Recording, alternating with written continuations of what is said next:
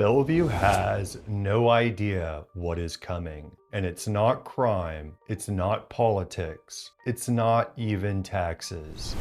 It's the same quiet shift that turned Seattle upside down over the last decade, and it's already started on the east side. If you live or invest anywhere near Bellevue, Kirkland, Redmond, Issaquah, really anywhere on this side of the lake, the next few years are going to look very different than you expect. Right now in the United States, the median age of a first-time homebuyer is about 40 years old. That's a record. 5 years ago, it was around 33, and in the 80s, it was the late 20s. First-time buyers used to be young families. Now they're closer to middle age. And first-time buyers are only about 21% of all buyers. That is the lowest share on record. So here's the brutal truth. If Bellevue does not figure out how to get younger people into homes they can actually own, Seattle's story is going to play out on the east side. Different skyline, same movie. And in this video, I'm going to show you exactly how that happens. Start with the big idea. Cities do not fall apart overnight. They change when more and more people stay renters, well into their 30s and 40s, and never get a real shot of owning. That's what happened in Seattle. Over the last decade, Seattle became a majority renter city for the first time in about 100 years. You had booming tech jobs, exploding rents, a whole wave of people who made good money but never quite crossed the line into owning anything. Once renters become the majority, the politics start to change. The priorities at City Hall start to change. The energy shifts from how do we help people become owners to how do we protect people who may be renting forever. That does not make renters the bad guys. Most renters I talk to would love to own. It just changes the incentives. Now let's talk about Bellevue. Bellevue today is right on that edge. Depending on which data set you look at, roughly 52% of households are owner-occupied. About 48% are renter-occupied. So this is not a city that's 90% homeowners and 10% renters. It's basically a coin flip. And here's the important detail most people miss. More than 80% of multifamily units in Bellevue are renter-occupied. Only about 19% of single-family homes are. So if almost all of the new construction is apartments and towers, and most all of those units are rental, every year the balance tilts a little bit more away from homeowners and towards a city where most people are just passing through. That is the pattern Seattle already went through, and Bellevue is now lining up the same forces. The real risk for Bellevue is not just becoming more urban, it's becoming a place where people in their 30s and 40s with good jobs never quite get to graduate from renting to owning. Once that happens at scale, everything downstream starts to look different. Force number one is simple. Bellevue is planning for jobs at a much bigger scale than planning for ownership housing. Bellevue's new 20-year comprehensive plan, called Bellevue 2044, looks out to the year 2044. The city is planning for roughly 70,000 more jobs and about 35,000 new housing units by then. Most of that growth is not scattered everywhere.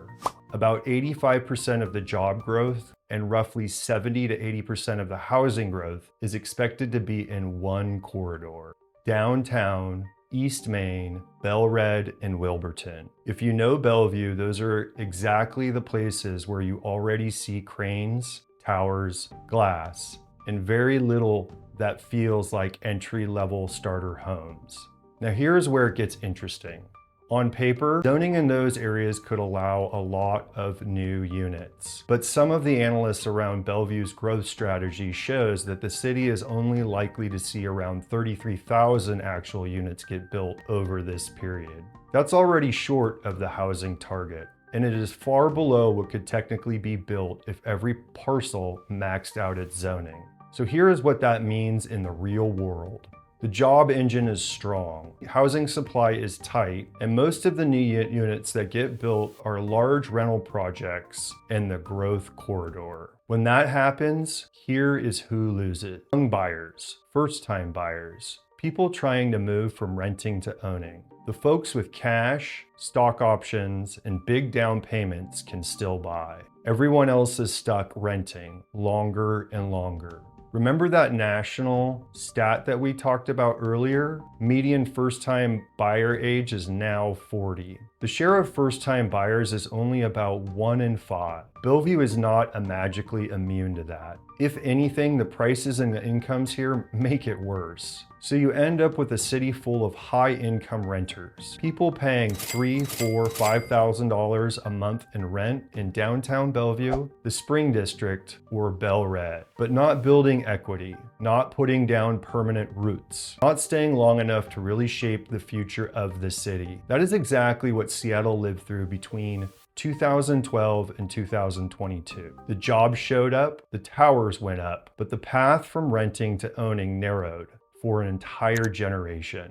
Bellevue is now setting up the same tension. Force number 2 is renter majority tipping point. Across the country, renter households have grown faster than owner households over the last decade. Enough that dozens of zip codes flipped from owner majority to renter majority between 2011 and 2020. Seattle is one of those places where that flip already happened. By the late 2010s, renters outnumbered homeowners. And once that happened, everything downstream started to shift. You get more aggressive tenant protection laws, longer and more complex eviction processes, tighter restrictions on how owners can use their own property, constant fights about new development, and political culture that is more focused on managing the pain of renting forever instead of opening the doors to ownership. You can argue whether if that's good or bad, but it's the reality. Now look at Bellevue's numbers again. About 52% owner occupied, 48% renter occupied. It is close. And remember, more than 80% of multifamily units here are renter occupied. Almost all of the new housing units coming in Wilburton, BelRed, downtown and East Main is multifamily. Around BelRed Station alone, more than 3,500 new homes have been built or permitted since 2017.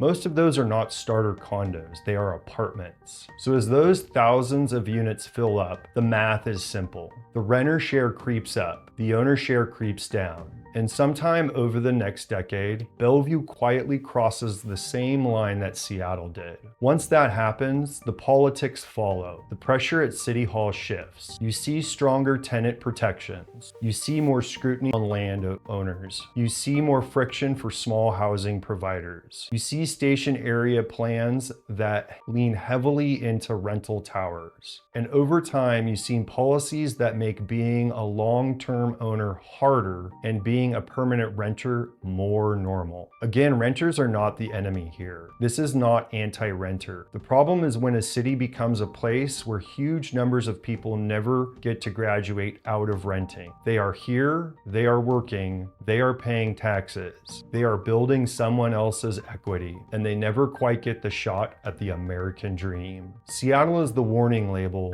Bellevue is the sequel if nothing changes. Force number 3 is light rail.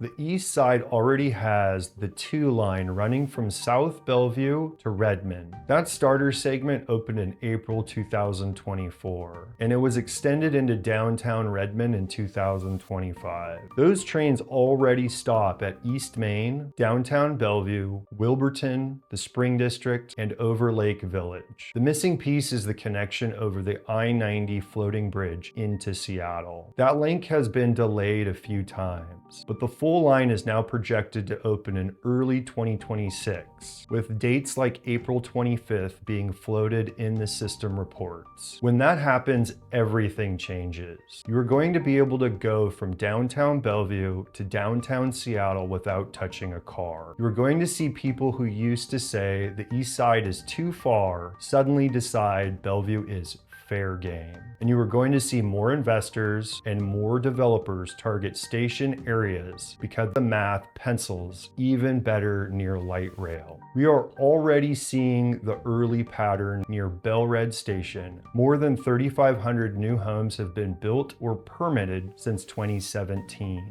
Downtown Bellevue has thousands more units in the pipeline, plus millions of square feet of office. Light rail is going to do the same thing for Wilburton, for downtown, for East Main. None of this is automatically bad. Transit is good. More housing is good. The question is, what kind of housing are we building? Are those thousands of homes going to be places people can own, townhomes, stacked flat, condos that real households can actually buy? Or are they going to be rentals that lock people into permanent tenant status? Right now, the mix leans heavily towards rentals. That means you get the population growth, you get the pressure on the roads and schools and services, you get the political fights over parking and height and shadows, but you do not get a generation of new owners who invest into the long-term stability of the city. That is the Bellevue has no idea what is coming part. So let's put this together. Here's how Bellevue quietly becomes Seattle 2.0 over the next 10 years if nothing changes. Step 1, jobs explode. Tech money pours in. Companies continue to lean into the East Side as their insurance policy against Seattle. Step 2, light rail fully connects downtown Bellevue to downtown Seattle and beyond. Suddenly, the psychology distance between the two cities disappears. Step 3, new housing gets built, but mostly as big rental projects in Wilburton, BelRed, downtown, and East Main. This city hits its growth targets on paper, but the majority of those new residents are renters, not owners.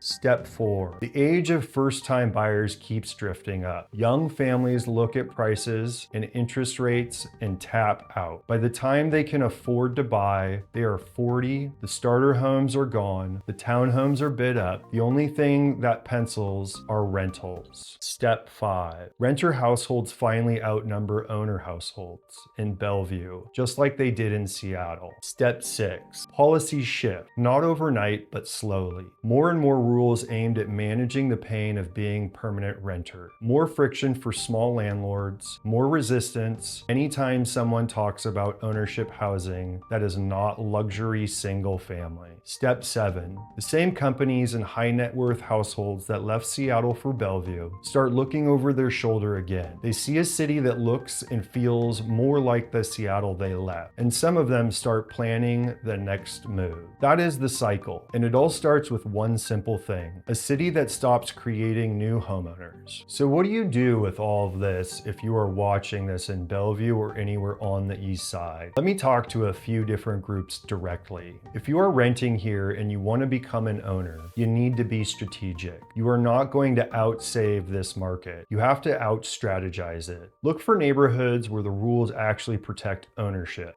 Older plats with private restrictions, CC&Rs that limit how many units can go on a lot, areas that are likely to stay true single family even as state middle housing laws like House Bill 1110 kick in elsewhere. As more of the city allows duplexes, fourplexes, and stacked flats, those last pockets of true single family ownership become the new status symbol. Not because density is bad, because scarcity is real. If you want help sorting out which areas of those are and what trade-offs you are making, reach out. This is literally what I do all day. If you are a longtime Bellevue homeowner and you have thoughts about selling in the next few years, you are sitting in a window that will not last forever. Right now, you have a wave of wealth and companies still moving towards the East Side. Light rail that is open on one side but about to fully connect to Seattle. In a future where your land may have more development potential than most buyers understand.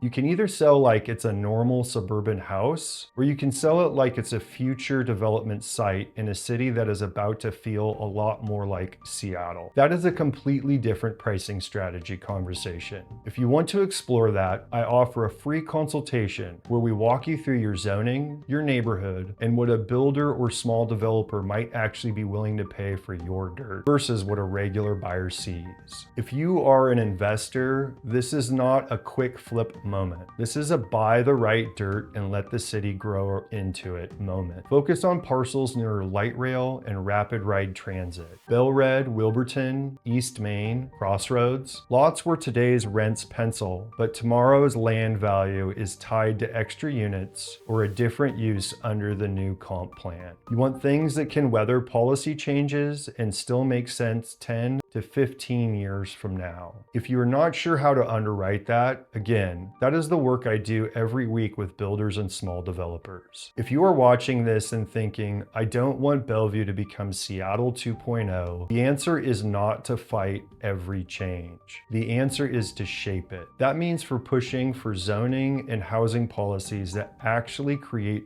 ownership opportunities, not just more rentals. It means showing up when the city talks about station area planning in Wilburton and BelRed and asking, how many of these units can regular families actually own? Not just how tall is the tower. It means reminding your council that a healthy city is not just a skyline and a ridership number. It's a place where teachers, nurses, young engineers, and small business owners can buy a home before they are 45. Because once a city tips into permanent renter majority, it's very hard to walk that back. If you are still here, you are probably one of these three people. If you own in Bellevue or on the east side and you want to know how this affects your equity, you rent here and you are trying to figure out if you will ever be able to buy, or you are looking at this region and wondering where the smart long-term moves are. In all three cases, the answer is the same. You need someone who actually lives in the middle of this, who understands zoning, development, and what builders will pay, but who also cares about home ownership, not just building more boxes. That is the line I live in. If you want to walk through your specific situation, I set aside time each week for one-on-one calls with Eastside owners, buyers, and investors. There is a link in the description where you can book a short consultation. No pressure, no hard sell, just straight talk about what is possible with your property or your next move. If you look back at Seattle 10 years ago and think, I wish I made a move then, this is your second chance on the east side. Bellevue has no idea what is coming, but you do. If you want to see how this connects back to Seattle, I did a full deep dive called Seattle's Hidden Housing Tsunami, where I break down the three forces that could flood the market with inventory there. I will link that video in the screen in the description so you can watch it next. Subscribe, and if this was helpful, drop your thoughts in the comments. And if you want more deep dives on zoning, development, and homeownership in this region, I've got a whole playlist waiting for you. I'm Mark Langang, and thank you for watching, and I will see you on the next vid.